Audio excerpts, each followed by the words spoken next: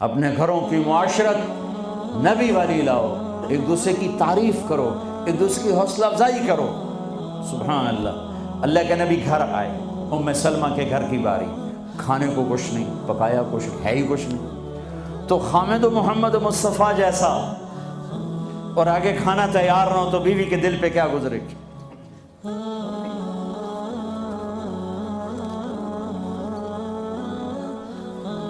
آپ نے پوچھا ام سلمہ کھانا کھانے کو کچھ ہے؟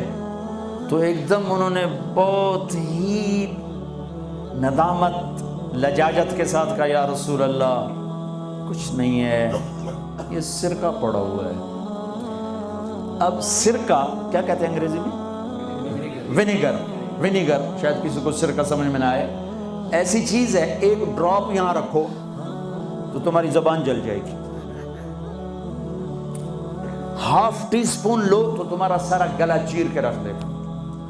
اور میں غلطی سے کوئی سرکے میں، بعض سلاد پہ ہوتا ہے نا سرکہ ڈالا ہو، میں غلطی سے میرے منہ میں کوئی ایک پتا بھی چلا جائے تو ایک ہفتہ میرا گلا گیا، اتنا میرا سینسٹیو گلا ہے اس سے۔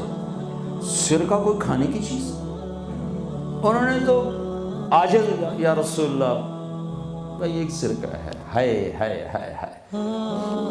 آگے میرے نے کہ سرکہ بھی کوئی کھامڑ دی شاید، تم اتنا ہی نہیں پتا بھائی سرکہ کھامڑ دا نہیں ہوتا۔ میرے نبی نے فرمایا نعم الادام الخل، ام سلمہ سرکے جیسا تو سالن ہی کوئی نہیں، سرکے جیسا تو سالن ہی کوئی نہیں۔ کیسے اپنی بیگم کو شرمندگی سے نکالا اور احساس کمتری سے نکالا، سرکے جیسا تو سالن ہی کوئی۔ جس گھر میں سرکہ ہے انہیں کسی سالن کی ضرورت ہی کوئی نہیں۔ یوں حوصلہ بڑھایا جاتا ہے۔ یہاں تو چونکہ وہ مقابلے کی ٹکر، یہاں بیویاں بھی ڈاٹی ہیں خوب، تو یہاں تو ان کی اپنی کونسلز بنی ہوئی ہیں۔ تو میں مسلمان عورت کو کہتا ہوں، چونکہ یہ میری بات آگے جا رہی ہے، آپ میرے سامنے بیٹھے ہو، ایک دوسرے کو عزت دو، برداشت کرو۔ میرے نبی نے فرمایا بہترین مسلمان وہ ہے جو بیوی سے اچھا سلوک کرتا ہو، اور بیوی سے فرمایا میری شریعت میں سجدہ ہوتا تو بیوی سے کہتا خامد کو سجدہ کر۔ بہترین صدقہ اولاد کی تربیت ہے۔ پورا گھر میرے نبی نے نقشہ، ہر ایک کی قیمت بتائی۔ ماں تیرے قدموں تلے جنت، کہ کاش میری ماں زندہ ہوتی، تم دیکھتے میں کیا کرتا، میں عشاء کی نماز کے مصلی پر ہوتا، میں سورۃ فاتحہ پڑھ رہا ہوتا، ادھر سے آواز آتی میری ماں کی محمد، تو میں نماز توڑ کے کہتا لبیک اماں جان۔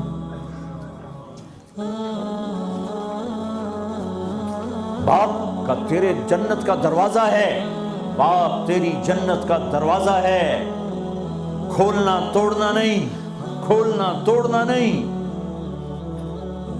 توڑ دیا تو جنت میں نہ جا سکو گے۔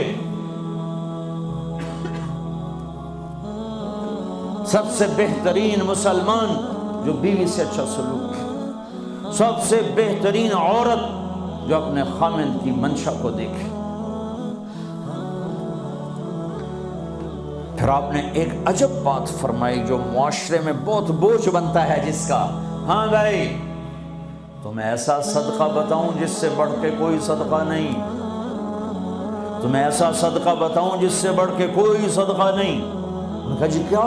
کہا الابنۃ المردودہ، جس کی بیٹی کو طلاق ہو گئی یا بیوہ ہو گئی اور گھر واپس آ گئی ماں باپ کے، یا ماں باپ نہیں ہے تو بھائی ہیں، وہ ایک بوجھ بنتی ہے ماں باپ پر بھی، اور بھائی تو ویسے ہی باغی ہو جاتے ہیں۔ میرے نبی نے فرمایا اس بچی پہ خرچ کرنا کائنات کا سب سے افضل صدقہ ہے۔ گھر، ایک گھر کیسے چلتا ہے؟ ہمارے ہاں پنجاب، سندھ، بلوچستان سرحد میں بہنوں کو وراثت میں کوئی حصہ نہیں ملتا، سب بھائی کھا جاتے ہیں۔ میرے نبی نے فرمایا جس کو اللہ نے 2 بہنیں دیں اس نے ان کا حق ادا کیا، شادی کی، حق ادا کیا، ماں باپ کی وراثت میں سے ہوتا ہے. اگر میں نے کوئی خود کمایا ہے اس میں بہنوں کا حق نہیں. ماں باپ سے اگر 1 روپیہ بھی آیا ہے تقسیم کیا جائے گا. جس نے بہنوں کا حق ادا کیا، شادی کی حق ادا کیا، اس پہ جنت واجب ہو گئی. جس کو اللہ نے 3 بیٹیاں دیں، اس نے ان کی ڈولی اٹھائی، وہ جنت میں میرے ساتھ یوں ہوگا. ایک بولے. اگر 2 ہوں، کہ جس نے 2 بیٹیوں کی شادی کی وہ بھی ایسے ہوگا. اللہ بھلا کرے.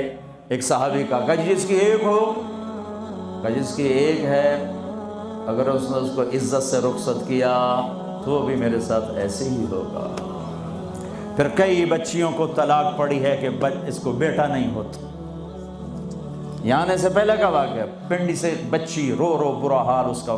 میں تو فون سنتا ہی نہیں ہوں ایسے کہ میرا تو کلیجہ پھٹ گیا ہے.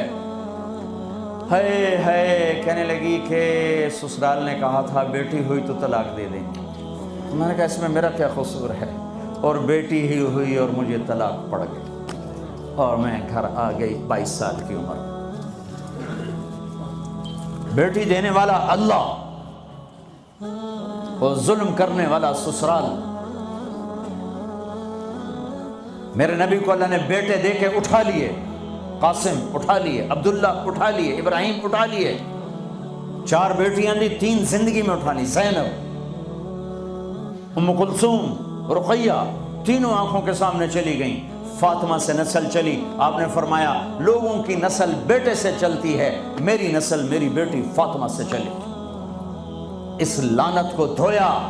عورت کا کیا قصور ہے اگر اس بیچاری کو بچیاں ہو رہی؟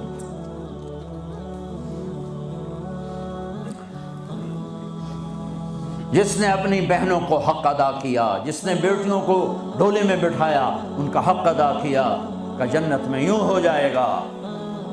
بہنوں کو دینا اتنا ضروری ہے، حرام ہو جاتی ہے روٹی. میں نے مولانا جمشید صاحب میرے استاد ہیں، میں نے ان سے تفسیر پڑھی. میں ایک دن شہد کی بوتل لے کر گیا، پرانی بات ہے 76-77. میں نے کہا حضرت یہ ہدیہ ہے. فرمایا کہاں سے لائے ہو؟ کہ میرے اپنے باپ ہے. فرمایا تیرے باپ نے اپنی بہنوں کو، تیرے باپ نے اپنی بہن یعنی میری پھوپھیوں کو، تیرے باپ نے اپنی بہنوں کو زمین میں سے حصہ دیا تھا؟ یہ سوال کیوں کیا؟ 10 روپے کی شہد کی بوتل تھی اس وقت، کہ اگر دیا تھا تو یہ میں لے لوں گا، اگر نہیں دیا تو پھر یہ حرام ہے، میں نہیں لوں گا. یہ مطلب تیرے باپ نے بہنوں کو حصہ دیا تھا؟ میں کہا جی اللہ کا شکر ہے میرے باپ کی بہن ہی کوئی نہیں. 2 بھائی، ساری زمین 2 بھائیوں کی، 2 بھائی. میں نے کہا جی اب موجہ ہی موجہ، بہن تھی کو ہوتی تو کوئی نہ دیتا. پھر کہنے لگے اچھا تیرے دادا نے اپنی بہنوں کو زمین میں سے حصہ دیا تھا؟ میں کہا جی اس لیے میں جمعہ ہی کوئی نہ ہوں. اتنی ریسرچ کے بعد ایک شہد کی بوتل قبول فرمائی. بیٹیوں کو دینا اتنا ضروری ہے.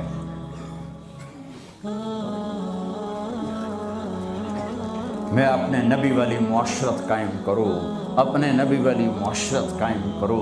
محبت ہو، سچائی ہو، الفت ہو، درگزر ہو، معاف کرنا ہو، طلاق سے بچو. یہ جھوٹی شادیاں نہ کرو، پیپر کی شادیاں نہ کرو. اللہ کے واسطے یہ دھوکہ نہ دو.